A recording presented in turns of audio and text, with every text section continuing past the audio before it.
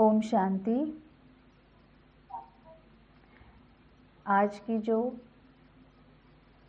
अव्यक्त वाणी है उसकी डेट है 12 जनवरी 77, 12 जनवरी 77। बालक सो मालिक, बनने वालों के 3 कालों का साक्षात्कार। मतलब बाबा हमेशा मुरली में बोलता है कि बालक सो मालिक बनो, और इसके कई सारे मतलब होते हैं। हर एक का देखने का नज़रिया अलग अलग होता है, हर एक का परसेप्शन अलग अलग होता है, क्योंकि बाबा का जो एक वर्ड होता है, एक अगर वर्ड भी है या फिर एक सेंटेंस भी है तो उसमें बहुत गहरा मीनिंग होता है। स्पेशली जब अव्यक्त मुरली होती है, अव्यक्त वाणी होती है, तो उसमें बहुत गहरा मीनिंग उसका होता है। तो बालक सो मालिक, इसका मतलब ये भी एक है कि जब हम बाबा के पास जाते हैं तो बालक बनकर जाना है। जैसे बच्चे हमारे जो होते हैं, तो बच्चे माँ बाप को बच्चों ने पूरा सरेंडर कर दिया होता है। कोई जिम्मेवारी नहीं लेते हैं, कोई चिंता नहीं होती है, कोई दुख दर्द नहीं होता है। अगर दुख दर्द कुछ भी होता है ना, तो वो इमीडिएटली जाते किसके पास है? माँ बाप के पास जाते हैं। स्कूल फीस देनी है, खाना क्या खाना है नहीं खाना है, कौन सा खाना खाना है, कब नहाना है ना, बाहर खेलने जाना ही जाना है, पढ़ाई करनी है या नहीं करनी है ना। कितने सारे ये होते हैं। पूरा जो लाइफ जो उनका होता है बच्चों का, वो पूरा अपने माँ बाप के ऊपर वो सरेंडर कर देते हैं कि मेरा जो लाइफ है तो अभी के लिए तो कम से कम मैं कुछ भी नहीं करने वाला हूँ, मेरी जिम्मेवारी तुम्हारी जिम्मेवारी है। अब तुम देख लो मेरा क्या करना है, मुझे कब उठाना है, किस तरह से मुझे रेडी करना है, कब मुझे नहलाना है ना, कब मुझे खाना खिलाना है, क्या खिलाना है, कैसे खिलाना है। क्योंकि बच्चे तो मस्ती करते रहते हैं, यहाँ वहाँ घूमते दौड़ते रहते हैं, है ना। और माँ या बाप उसके पीछे पीछे भागते हुए कुछ स्टोरी सुनाओ, कुछ और करो, ये करो वो करो, उनके साथ खेलो, ऐसे करते करते फिर उनको खाना खिलाते हैं। नहाने का उनका मन नहीं होता है तो समझा बुझा कर, फुसला कर उनको ले जाकर उनको नहलाते हैं। स्कूल जाने का मन नहीं है, किस तरह से बहलाकर फुसलाकर उनको कुछ कुछ बातें बताकर, उनको कोई एक ये देकर कि मैं ऐसे करूँगी वैसे करूँगी, या ऐसे कुछ बहाने बनाकर फिर उनको भेजना होता है। तो बच्चों के लिए ये होता है कि ना मेरे लाइफ की, अभी के लिए तो मेरे लाइफ की ना ही मेरी कोई अपनी जिम्मेवारी है, ना ही मुझे किसी बात की चिंता है। मैं पूरी तरह से तुम्हारे ऊपर निर्भर हूँ, मैंने अपने आप को पूरी तरह से तुम्हें सरेंडर कर दिया है ना। ये चाहिए तो चाहिए, वो नहीं चाहिए तो नहीं चाहिए, मैं ये करूँगा तो करूँगा, वो नहीं करूँगा तो नहीं करूँगा। तो बाबा बोलता है वैसे ही तुम पूरी तरह से मुझ पर सरेंडर हो जाओ, मेरे साथ तुम मेरे बच्चे बनकर रहो, क्योंकि तुम मेरे बच्चे ही हो, है ना। वही क्या होता है, लौकिक में भी जब बच्चे बड़े हो जाते हैं, है ना, फिर वो क्या करते हैं, फिर वो अपना ओपिनियन रखने की कोशिश करते हैं, फिर वो अपना जो व्यू पॉइंट है वो रखने की कोशिश करते हैं, फिर वो अपना डिसीजन लेने की कोशिश करते हैं। कई बार ऐसे होता है कि उनको एक्सपीरियंस नहीं होता है, लेकिन फिर भी उनको ऐसे लगता है कि नहीं नहीं, जो मैं कह रहा हूँ वो सही है, फिर माँ बाप की मानते नहीं है। फिर क्या होता है, हम सबको पता है ना। तो बाबा वही हमें याद दिलाता है कि तुम बालक बनकर मेरे पास आओ, पूरी तरह से मुझ पर अपने आप को सरेंडर कर दो, तुम्हारी सभी जिम्मेवारी तुम मुझ पर सौंप दो। मैं आके तुम्हारी जिम्मेवारी नहीं लेने वाला, मैं आके तुम्हारे मन में क्या चल रहा है ये पूछने वाला नहीं हूँ। मैं खुद आकर तुम्हारे लाइफ में क्या क्या चल रहा है, क्या दुख है क्या सुख है, तुम खुश हो ना खुश हो, शांत हो अशांत हो, संतुष्ट हो असंतुष्ट हो, मैं खुद पूछने वाला नहीं हूँ। क्यों? क्योंकि अगर मैं तुम्हें पूछूंगा तो 800-900 करोड़ जो भी आत्माएं हैं वो सभी मेरे बच्चे हैं। तो मैं तो भगवान हूँ ना, वो तो परमपिता परमात्मा है। वो बोलता है अगर मैं किसी एक को जाके खुद पूछूंगा कि बेटा तेरा कैसे चल रहा है, बच्चे तू खुश तो है, ये अगर मैं एक को पूछूंगा तो मुझे सबको जाके पूछना पड़ेगा। मैं किसी एक को अगर जाके ये करूँगा कि अरे तुम्हारे मन में ये दुख हो रहा है, इसके ऊपर तुम ऐसे ऐसे ये करो, इसका कारण ये है, उसका निवारण ये है, खुद आकर मैं अगर किसी एक को बताऊँगा पूछूँगा तो फिर 800-900 करोड़ सभी बच्चों को जाके मुझे ही पूछना पड़ेगा, क्योंकि बाबा तो बायस नहीं हो सकता ना। इसीलिए बाबा बोलता है कि तुम खुद मेरे पास आओ, मेरे साथ बात करो, तुम्हारे जो भी डाउट्स है, क्वेरीज है, क्वेश्चंस है, प्रॉब्लम्स है, इश्यूज है, जो भी तुम्हारे कुछ अड़चने हैं वो मुझे आकर बताओ, मेरे साथ बात करो। और सिर्फ आकर बताओ नहीं, थोड़ा सा रुको भी, जो कि कुछ तुमने मुझे पूछा है उसका जवाब मैं दे दूंगा, वो सुनो, वो सुनने के लिए भी कुछ रुको, क्योंकि वो सुनना भी ज़रूरी है। अगर तुम सिर्फ मुझे पूछते जाओगे, सुनोगे कुछ नहीं, तो क्या फ़ायदा है उसका, है ना, उसका सोल्यूशन तो मिल ही नहीं रहा है, तो फिर से तुम भटक रहे हो, है ना। इसीलिए बाबा बोलता है कि पूरी तरह से बालक बनकर सरेंडर हो जाओ, तुम्हारी सभी जिम्मेवारी मेरी है। अब जिम्मेवारी मेरी है इसका मतलब क्या है, कई सारे भाई बहन ऐसे होते हैं, जब बाबा बोलता है कि तुम्हारी सभी जिम्मेवारियां मेरे ऊपर छोड़ दो, तो वो करते क्या है, घर की जिम्मेवारी भी बाबा के ऊपर छोड़ देते हैं, है ना। अभी घर में क्या पकाना है नहीं पकाना है, बाबा तू देख ले, भाई बाबा बच्चों के अभी खाना हुआ नहीं है, युगल के लिए कुछ बनाया नहीं है, तू देख ले क्या करना है। बाबा बोलता है ये मेरा काम नहीं है, ये तुम्हारा कार्मिक अकाउंट है, ये तुम्हारा लेन देन है, इसीलिए तुम्हें ही देखना पड़ेगा, क्योंकि ये तुम्हारा कार्मिक अकाउंट है, इसमें मैं नहीं आऊँगा, लेकिन जिम्मेवारी मुझ पे मेरे ऊपर छोड़ दो। इसका मतलब ये है कि तुम्हें युगल के साथ कैसे क्या करना है, बच्चों के साथ कैसे क्या करना है, बाकी रिलेटिव्स है, फ्रेंड्स है, नेबर्स है, इवन अपने आप के साथ भी, कि बाबा अभी मैं क्या करना, मेरे लिए क्या करना ज़्यादा ठीक रहेगा, मेरे लिए क्या करना दी बेस्ट रहेगा, वो बाबा को पूछ के करना है। ये जिम्मेवारी बाबा पर सौंपना है, डिसीजन लेने की, कारण ढूंढने की, निवारण को बताने की, ये जिम्मेवारी बाबा के ऊपर छोड़ देनी है।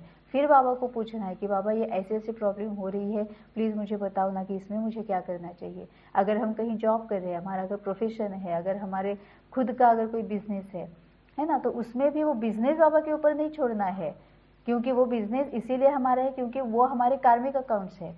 जिस तरह से हमारे कार्मिक अकाउंट्स है, उसी तरह से फिर हमारा प्रोफेशन होता है, या जॉब होती है, या फिर कोई खुद का अगर अपना कुछ है, बिजनेस है, तो वो होता है ना। तो ये तो हमारा हमने बनाया हुआ कार्मिक अकाउंट है, वो बाबा के ऊपर नहीं छोड़ना है। बाबा बोलता है मैं नहीं किसी के कर्म में आता हूँ, लेकिन जो भी तुम्हारे कार्मिक अकाउंट्स है उसमें तुम्हें भी और तुम उनके साथ भी तुम्हें क्या करना है वो मुझे तुम पूछो, वो जिम्मेवारी तुम मुझ पर छोड़ दो। तुम मुझे पूछो कि अब मुझे क्या करना चाहिए, किस तरह से करना चाहिए, आगे किस तरह से बढ़ना चाहिए, है ना। जैसे बालक पूछता है ना कि मम्मा मम्मा देखो ना, घर टीचर ने बोला है मेरी फीस देनी है, उसको कोई चिंता नहीं होती कि कितनी फीस है, कैसे देगी मम्मा, कब देगी, उसको कोई चिंता नहीं होती है। क्यों? क्योंकि उसने अपने आप को पूरी तरह से माँ बाप पर सरेंडर कर दिया है। वो सिर्फ माँ बाप को बताता है और वहाँ से चला जाता है, फिर जिम्मेवारी होती है उसके माँ बाप की। तो बाबा वही बोलता है कि तुम मेरे बच्चे हो, अब बच्चे बनकर रहो, है ना। ऐसे मत करो कि जो लौकिक में होता है ना, जैसे थोड़ा सा 12, 15, 17, 19, 20 साल के बच्चे हो जाते तो उनको ऐसा लगता है कि अब हमें सब कुछ पता है, फिर वो माँ बाप को कुछ भी पूछते नहीं है, अपना अपना ही डिसाइड कर लेते हैं, और फिर सामने अड़चने आ जाती है, बाद में उन्हें समझ में भी आ जाता है कि क्या हुआ और कैसे होना चाहिए था। तो बाबा वही बोलता है कि तुम बच्चे हो मेरे, बालक बनकर ही रहो, है ना। अगर और इसमें और भी एक एंगल क्या है, बाबा बोलता है कि अगर तुम मेरे बच्चे हो तो मेरा वर्षा सब किसका है, तुम्हारा है। अब बाबा का वर्षा मतलब क्या है, दैवी गुण, दैवी संस्कार, दैवी शक्तियाँ, सभी शक्तियाँ, सब कुछ, है ना, वो बाबा का जो भी है वो सब कुछ हमारा हो जाता है।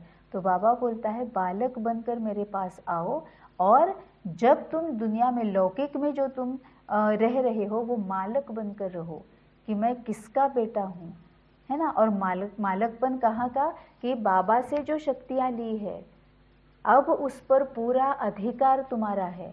अब उन शक्तियों पर, जो भी शक्तियाँ तुमने बाबा से ली है, उस पर पूरी तरह से मालिकपन का अधिकार तुम्हारा है। तो उस कॉन्फिडेंस के साथ उसको यूज़ करो। मन और बुद्धि जो है, अब बाबा ने वो बुद्धि का ताला खोल दिया है ना। तो फिर बाबा बोलता है कि अब कॉन्फिडेंस के साथ तुम अभी ये बुद्धि यूज़ करो, कॉन्फिडेंस के साथ ये सभी शक्तियाँ यूज़ करो, ज्ञान है वो कॉन्फिडेंस के साथ यूज़ करो, वहाँ पर तुम मालिकपन का अधिकार दिखाओ। वहाँ पर तुम्हें ये द्विधा मनस्थिति नहीं होना चाहिए कि हाय हाय क्या करना चाहिए, करूँ कि ना करूँ, दूँ के ना दूँ, किस तरह से मुझे देना है, किस तरह से मुझे क्या करना है, वहाँ पर ये द्विधा मनस्थिति नहीं चाहिए। फिर तो ये है कि वो मालिकपन है ही नहीं। क्यों नहीं है? क्योंकि हमने बाबा पर पूरे सरेंडर नहीं हुए हैं। तो पूरी तरह से बाबा से जो कुछ भी ज्ञान और शक्तियाँ हैं वो हमने ली नहीं है। इस तरह से मालिकपन में भी हम फिर कॉन्फिडेंट नहीं रहते हैं। तो बालक सो मालिक, मतलब बाबा के पास पूरी तरह से सरेंडर हो गए, जो कुछ भी बाबा का है वो मेरा है। इस तरह से वहाँ जाकर जो कुछ भी हमें डाउट्स, क्वेरीज, क्वेश्चंस, रोना धोना, गुस्सा, जो कुछ भी करना है वो वहाँ जाकर करो। बाबा क्या बोलता है सुनो, बाबा से जो भी बाबा बोलता है वो ले लो, है ना। कारण बताएगा, निवारण बताएगा, विधिया बताएगा, तो बाबा से ले लो। और फिर लौकिक में जो भी बिहेव करना है, लौकिक में मतलब कहाँ पर, कार्मिक अकाउंट्स जब हम सेटल कर रहे हैं, क्योंकि हम लाइफ मतलब वैसे भी है क्या, लाइफ मतलब यही है ना कि इस बॉडी में रहकर जो भी हमारे कार्मिक अकाउंट्स सेटल करने हैं, सेटल करते करते हम क्रिएट भी करते जाते हैं, है ना, ज़्यादा के भी हम क्रिएट करते जाते हैं। तो ये सब कार्मिक अकाउंट का ही तो खेल है ना, लाइफ मतलब और क्या है, कार्मिक अकाउंट का ही तो खेल है।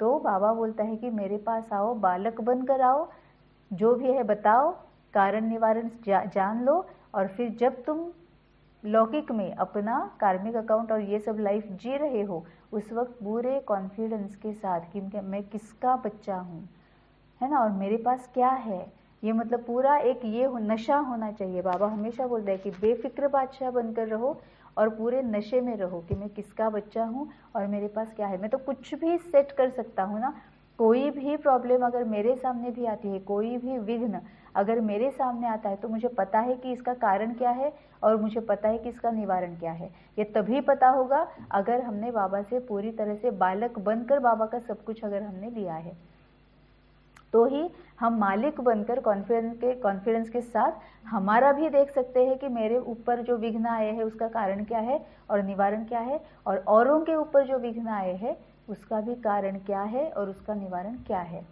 ये हम अच्छी तरह से समझ सकते हैं, है ना। तभी बाबा बोलता है कि बालक सो मालिक बनने वालों के तीनों कालों का साक्षात्कार, मतलब इस तरह से जो बालक सो मालिक बन रहे हैं उनके तीनों कालों का साक्षात्कार। तीन काल मतलब पास्ट, प्रेजेंट, फ्यूचर, वर्तमान, भूतकाल, वर्तमान काल और भविष्य काल। मतलब उन्होंने पहले किया क्या है, अब वो क्या कर रहे हैं या फिर उन्हें क्या अभी करना चाहिए, और बाद में वो कैसे बनेंगे, उनका फ्यूचर क्या है। बालक सो मालिक बनने वालों के तीनों कालों का साक्षात्कार। त्रिकालदर्शी शिव बाबा हर आत्मा के तीनों कालों को देखते हुए बोले। त्रिकालदर्शी मतलब जो पास्ट, प्रेजेंट, फ्यूचर सब कुछ देख सकता है, सब कुछ जानता है, लेकिन वो खुद आकर हमें बताता नहीं है, है ना। हम जब उसको पूछने के लिए जाते हैं तभी वो बताता है। क्यों? क्योंकि अगर वो एक को खुद जाकर बताएगा तो सबको उसको खुद जाकर बताना पड़ेगा, फिर लॉ ऑफ कर्मा का इम्पोर्टेंस ही क्या रहा फिर, है ना। तो त्रिकालदर्शी शिव बाबा हर आत्मा के तीनों कालों को देखते हुए बोले, आज बाप दादा हर बच्चे के तीनों कालों को देख रहे हैं। पास्ट में आदि काल के भक्त है या मध्य काल के, पास्ट में आदि काल के भक्त है या मध्यकाल में, मध्यकाल के मतलब कब तुम नीचे आए हो, तुम्हारा पहले से अगर पार्ट है, बिल्कुल सतयुग से तुम्हारा पार्ट शुरू हो रहा है, तुमने संगम पर पुरुषार्थ क्या किया है ना, क्योंकि संगम के पुरुषार्थ अनुसार ही हम अगले कल्प में हमें रोल मिलता है। तो पास्ट में आदि काल के भक्त है या मध्यकाल के, क्या भक्ति काल समाप्त हो गया है? भक्ति का फल ज्ञान सागर और ज्ञान की प्राप्ति करते हुए ज्ञानी तो आत्मा बने हैं या बन रहे हैं। भक्ति के संस्कार अधीनता अर्थात किसी के अधीन रहना, मांगना, पुकारना, स्वयं को सदा संपन्नता से दूर समझना, इस प्रकार के संस्कार अभी तक अंश मात्र में रहे हुए हैं या वंश रूप में भी है। मतलब अभी बाबा ने क्लियर बता दिया कि भक्ति में हमारे कौन कौन से संस्कार होते हैं। तो एक तो होता है अधीनता, होता ही है ना। भक्ति में पहले तो होता था ये, जैसे बाबा ने मुरली में बोला है, सबसे पहले हम भक्ति किसकी करने लगे? शिव की भक्ति करने लगे, है ना। शिव के पास गए हम, जैसे ही विकारों में आए, है ना, वैसे हमें चुभना शुरू हो गया, दुख दर्द कष्ट शुरू हो गया। वैसे हम पहले शिव के पास गए, शिव की भक्ति करने लगे, बाद में देवी देवताओं की भक्ति करने लगे, बाद में तो प्राणी पशु पंछियों की भक्ति करने लगे, बाद में पेड़ पौधों की भक्ति करने लगे, अब तो पत्थर ठिक्कर की भी भक्ति हम करते हैं। इसका ही मतलब क्या है कि जहाँ पर हमें लगता है कि मुझसे कुछ और ऐसा किसी और में है, कोई गुण तो किसी और में ऐसा है, फिर वो पत्थर है, फूल पौधे है, पशु पंछी है, कोई इन देहधारी है, देवी देवताएं हैं, जो कुछ भी, जहाँ पर हमें लगता है कि ऐसा कोई गुण इसमें है, वहाँ जाके हम उसके अधीन हो जाते हैं, है ना। अधीन हो जाते हैं मतलब एकदम से, मतलब उनके प्रभाव में हम आ जाते हैं, अधीन हो जाते हैं। तो भक्ति के संस्कार अधीनता अर्थात किसी के अधीन रहना, मतलब क्या करते हैं, मांगना, पुकारना, है ना। हम मांगते ही तो रहते हैं ना, मंदिर में, मस्जिद में, गुरुद्वारे में, चर्च में, जहाँ पर भी भक्त लोग जाते हैं बस मांगते रहते हैं, मेरे लिए ये कर दो, मेरे बच्चों के लिए ऐसे कर दो, मेरे युगल के लिए ऐसे कर दो, मेरे माँ बाप ऐसे रहे, है ना, मुझे बुद्धि चाहिए, मुझे शक्ति चाहिए, यही तो हम मांगते ही आए हैं। तो मांगना और पुकारना मतलब अगर कुछ हो जाता है तो हम उसको पुकारते हैं, देवताओं को पुकारते हैं, या फिर जिनके हम अधीन है, फिर वो कोई देहधारी होते हैं, संत है, साधु है, महर्षि है, ऋषि है ना, उनको हम पुकारते हैं। यहाँ पर भी अभी भी हम बाबा के पास आए हैं, यहाँ पर भी हमारे भक्ति के संस्कार जाते नहीं है, क्योंकि बाबा हर एक मुरली में बोलता है, जो कुछ भी तुम्हें पूछना है, बताना है, मुझे आके बताओ, मुझे आकर पूछो। लेकिन अभी भी हम भटकते रहते हैं। ये सेल्फ चेकिंग करनी है कि अभी भी मेरे में भक्ति के संस्कार है, मैं मांग रही हूँ किसी से, किसी को पुकार रही हूँ, है ना। हम पुकारते किसको है, देहधारी को ही पुकारते हैं। कोई अगर ऐसे पॉइंट होती है जो हमें समझ में नहीं आई, या कोई दुख दर्द सामने आ जाता है, तो सेल्फ चेकिंग करनी है कि मैं किसको पुकारती हूँ, बाबा को पुकारती हूँ या किसी देहधारी को पुकारती हूँ, है ना। और पुकारने का क्यों, मतलब पुकारने की ज़रूरत क्या होती है, क्यों अभी भी मुझे ऐसे लगता है कि मुझे किसी को पूछना चाहिए, किसी को पुकारना चाहिए, सेल्फ चेकिंग करनी है। हाँ, कहीं हम अभी भी भक्ति मार्ग के संस्कार ही तो नहीं यूज़ कर रहे हैं, है ना। तो किसी के अधीन रहना, मांगना, पुकारना, स्वयं को सदा संपन्नता से दूर समझना, मतलब वो एक रियलाइजेशन होता है ना कि नहीं, मुझे पता है कि क्या, कहाँ पर क्या गड़बड़ हो रही है, मुझे पता है, ये क्यों सिचुएशन मेरे सामने आई है, मुझे पता है, ये आत्मा क्यों मेरे साथ ऐसे कर रही है, मुझे पता है, ये घटना मेरे साथ क्यों घटी, वो मुझे पता है। अब मुझे पता है तो इसमें से बाहर सक्सेसफुली कैसे निकलना है, विदाउट क्रिएटिंग एनी मोर कार्मिक अकाउंट्स, और ज़्यादा के कार्मिक अकाउंट्स क्रिएट किए बगैर मुझ में इसमें से कैसे निकलना है, वो भी मुझे पता होगा, है ना। लेकिन अगर भक्ति के संस्कार अभी भी है, तो हम क्या रहते हैं, मांगते रहते हैं, पुकारते रहते हैं, स्वयं को सदा संपन्नता से दूर समझना, मतलब हमें ज्ञान भी है, शक्तियाँ भी है, शक्तियों से, ज्ञान से हम संपन्न है, लेकिन अपने आप को ही कॉन्फिडेंस नहीं होता है कि मैं वो यूज़ कर सकती हूँ। बाबा हमेशा बोलता है ना कि तुम्हारा सबसे पहला भरोसा जो है वो मुझ पर होना चाहिए, और उसके बाद में तुम्हारे ऊपर भी भरोसा होना चाहिए कि हाँ, मैं बाबा की बात सुन सकता हूँ, मैं बाबा से पूछ सकता हूँ, बाबा से ही मैं जवाब सुन सकता हूँ, है ना। अपने आप पर भी भरोसा होना चाहिए। तो सदा संपन्नता से दूर समझना, इस प्रकार के संस्कार अभी तक अंश मात्र में रहे हुए हैं या वंश रूप में भी है। वर्तमान समय, क्योंकि अंश अगर है तो उसका वंश बढ़ने में देर नहीं लगती है। हम नेचर तो हमें सिखाने के लिए ही है ना, नेचर में भी हम देखते हैं कि इतना, मतलब वो जो ट्रंक होती है किसी पेड़ का, जो एक ये होता है, क्या बोलते हैं उसको मराठी में, उसको खोड़ बोलते हैं, है ना, तो वो पूरा काट दिया होता है, बिल्कुल ज़मीन के साथ साथ काट दिया होता है, लेकिन उसमें से भी निकल के आते हैं पत्ते, उसमें से भी निकल के आती है, और वो बड़े बड़े होकर वापस पेड़ बन जाता है। तो अंश मात्र भी रहा है तो वंश बढ़ने में देर नहीं लगती है। तभी बाबा बोलता है कि ये संस्कार अभी तक अंश मात्र में रहे हुए हैं या वंश रूप में भी है।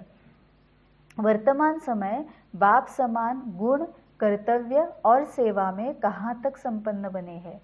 वर्तमान समय में बाप समान गुण, बाबा के जो गुण है, बाप समान गुण अगर हम में अगर धारण करने हैं तो पहले अच्छे से ये जानना होगा कि बाप में कौन कौन से गुण है। तो बाप समान गुण कर्तव्य और सेवा में कहाँ तक संपन्न बने हैं, वर्तमान के आधार से भविष्य प्रारब्ध कितनी श्रेष्ठ बना रहे हैं। ऐसे हर एक के तीनों कालों को देखते हुए, बालक सो मालिक बनने वालों को देखते हुए गुण भी गाते हैं, लेकिन साथ साथ कहीं कहीं आश्चर्य भी लगता है।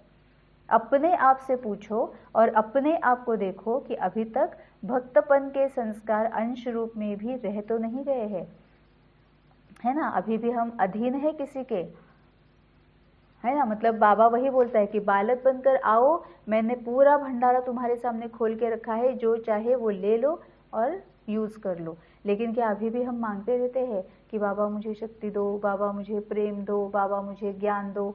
बाबा बोलता है मांगो मत, यहाँ पर आ जाओ, मेरे पास बैठ जाओ, मेरे साथ बात करना शुरू कर दो, अपने आप तुम्हें सब कुछ मिल जाएगा, तुम्हें मांगने की जरूरत ही नहीं है। अगर मेरे सामने कोई प्रॉब्लम आई है, अगर कोई ऐसी आत्मा है जो मेरे सामने बहुत ज़्यादा आलस दिखा रही है, वो बहुत पूरी तरह से आलस के अधीन है, तो फिर क्या हो जाता है, धीरे धीरे वो मेरा विकार भी ट्रिगर होने लगता है ना। मेरे जो कमियां कमजोरियां हैं, धीरे धीरे गुस्सा आने लगता है, फिर क्रोध आने लगता है, एक्सेप्टेंस पावर चली जाती है, गुस्सा क्रोध ये सब कुछ होने लगता है।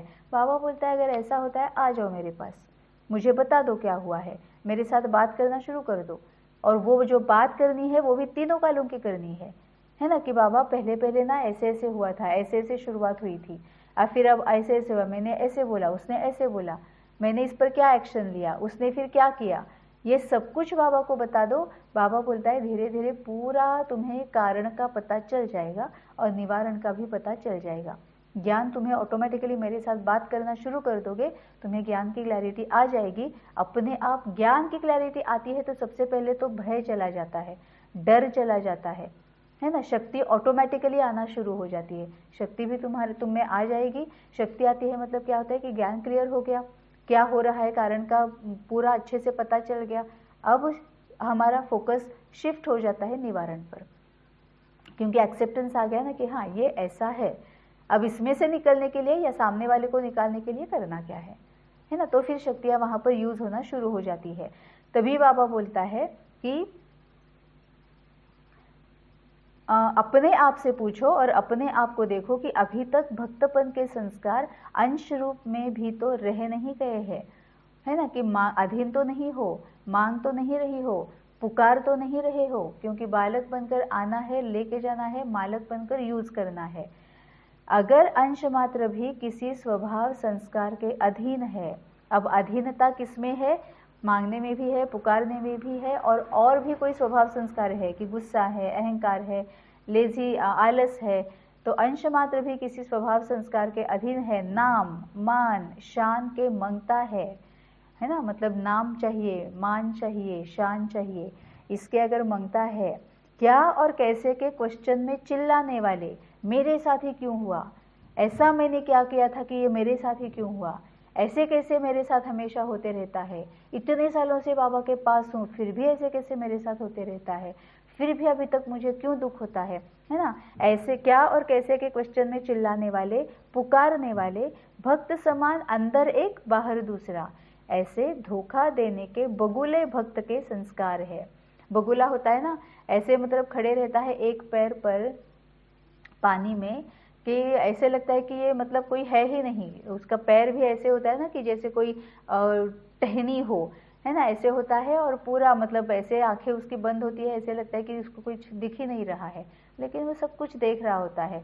और जैसे ही कोई फिश या मछली या कोई ऐसे ही कीड़ा कोई अगर उसके पैर के पास, उसके पास आ जाता है, झपक करके उसको ले लेता है। तो बगुला मतलब बाबा बोलता है कि एक अंदर एक बाहर दूसरा, ऐसे होता है।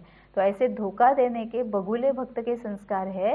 तो जहाँ भक्ति का अंश है वहाँ ज्ञानी तू आत्मा हो नहीं सकती, क्योंकि भक्ति है रात और ज्ञान है दिन, है ना। रात और दिन इकट्ठे नहीं हो सकते।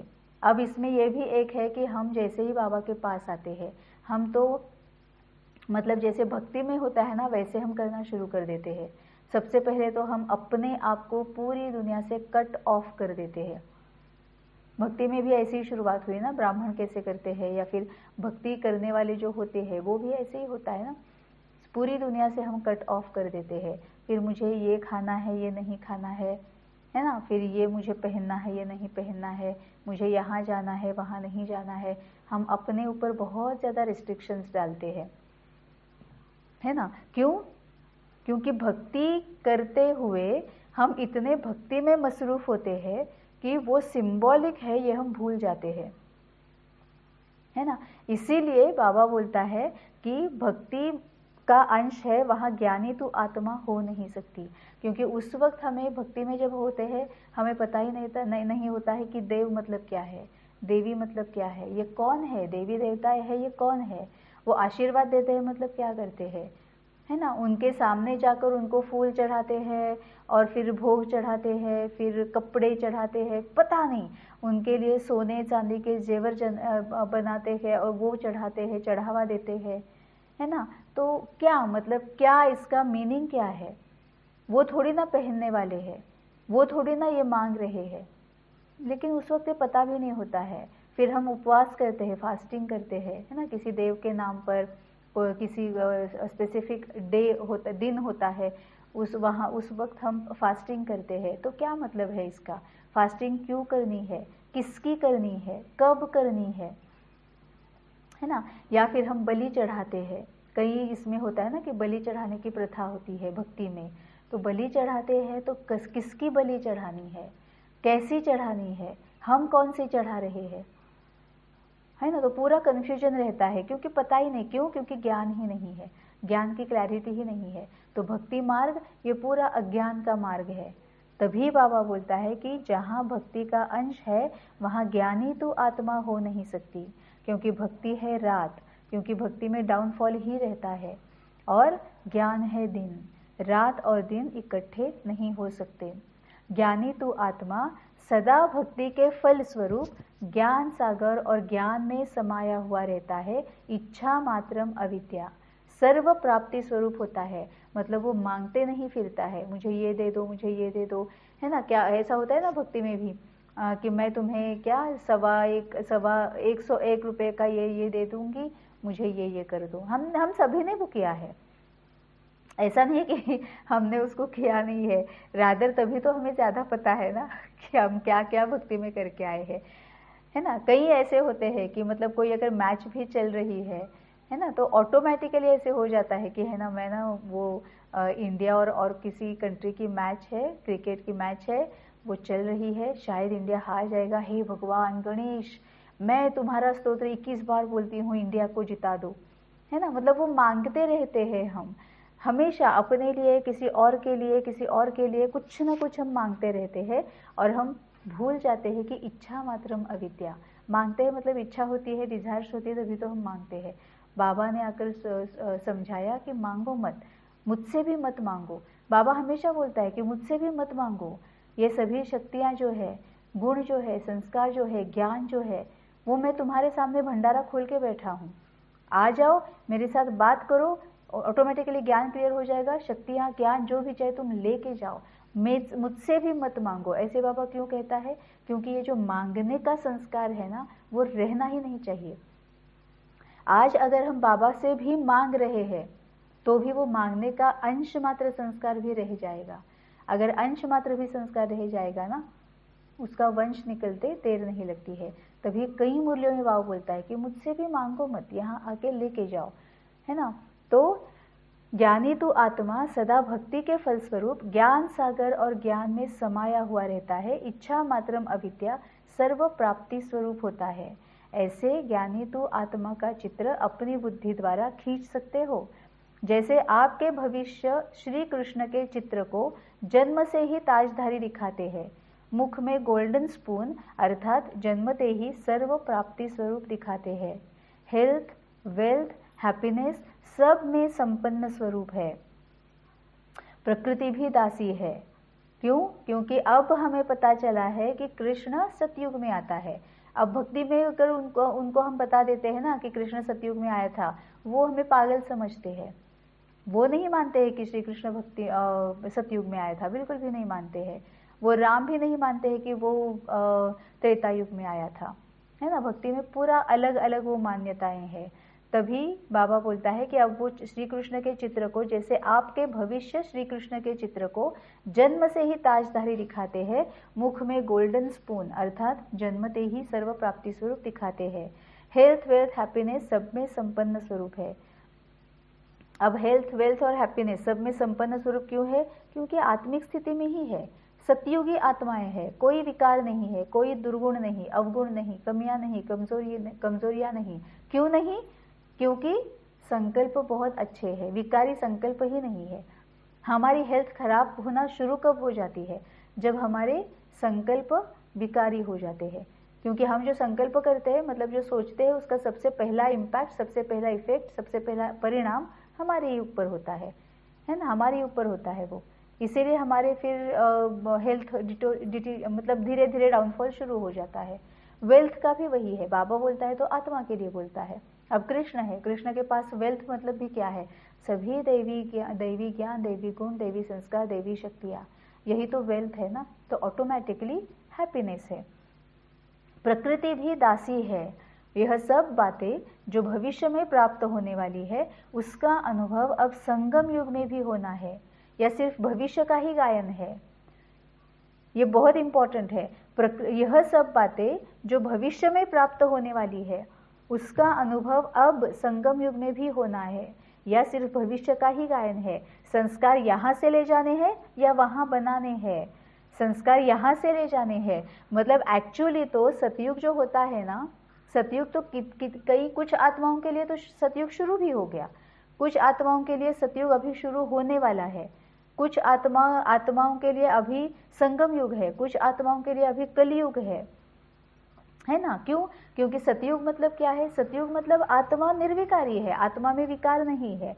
अब हम भी पूरी अभी निर्विकारी नहीं बने हैं, फिर भी अब हमें लाइफ जीना कितना अच्छा लगता है। हमें कोई दुख दर्द बहुत ज़्यादा नहीं होता है, बहुत चिंताएं नहीं है, परेशानियां नहीं है। हम बाबा के ऊपर बैठ के बेफिक्र बादशाह रहते हैं, है ना। तो यही सतयुग है। हमें जब कोई फिक्र नहीं है, कोई चिंता नहीं है, परेशानी नहीं है, असमाधान नहीं है, अशांति नहीं है, इसका मतलब क्या है? हम सतयुग में जी रहे हैं, है ना। अगर सामने किसी को अगर कुछ दुख दर्द चिंता कष्ट असमाधान अशांति है भी, तो भी हम उसके प्रभाव में नहीं आते हैं। अगर हमारे फैमिली मेंबर्स को भी अगर कुछ है, तो भी हम उसके प्रभाव में नहीं आते हैं, और प्रभाव में नहीं आते हैं इसीलिए हम उनको भी बल भर सकते हैं।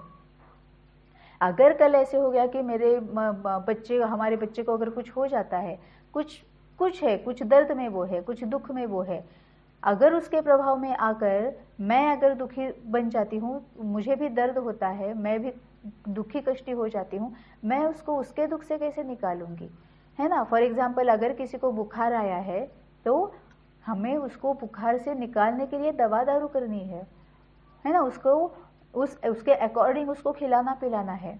लेकिन अगर किसी को बुखार आ गया, इसीलिए मैं भी अगर उसके पास लेट जाऊँ, है तुझे बुखार आ गया, अब मैं क्या करूँ, मैं भी तुम्हारे पास लेट जाती हूँ क्योंकि तुम दुखी हो तो मैं भी दुखी हो गई, नहीं ना, ऐसे नहीं करते हैं हम, है ना। फिर हम उसको कैसे उसमें से निकालेंगे? वैसे ही ये भी है कि अगर किसी का दुख देख के अगर मैं भी दुखी हो जाती हूँ, तो मैं सतयुगी हूँ ही नहीं, मैं उसके प्रभाव में आ रही हूँ, तो मैं उसको कैसे बाहर निकालूंगी?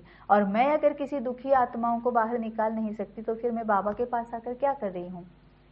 बाबा के पास, बाबा ने हमें अपने पास क्यों बुलाया है? क्योंकि वो चाहता है कि हम औरों को दुख से निकालें। फिर ये जो और है वो कोई भी हो सकते हैं, क्योंकि हमें अपना पराया इसमें से ही बाहर निकलना है ना। वो मेरे घर के कोई हो सकते हैं, आस पड़ोस के कोई भी आत्मा हो सकती है, हो सकता है मेरी कोई जान पहचान वाली भी आत्मा नहीं है ना। हम जब टीवी पर देखते हैं, मोबाइल में देखते हैं, हम जब सेवा करते हैं, सकार सेवा करते हैं, मनसा संकल्प सेवा करते हैं, तो हमें पता भी नहीं होता है उसमें से कितनी ही सारी आत्माएं, हम उनको जानते भी नहीं है, पहचानते भी नहीं है, लेकिन अगर कुछ हो जाता है तो हम सेवा करते हैं, है ना। तभी बाबा बोलता है कि संस्कार यहाँ से ले जाने हैं या वहाँ बनाने हैं, मतलब ये जो संस्कार है ये अभी यहाँ पर बनाने हैं, और जितना जितना अभी यहाँ पर वो संस्कार यूज करने लगेंगे, तब आगे जाकर वही यूज होते जाएंगे, क्योंकि अभी तो हमारे पास बाबा है ना। आगे जाके हमारे पास बाबा नहीं होगा, मतलब बाबा होगा लेकिन हमें रियलाइजेशन नहीं होगा।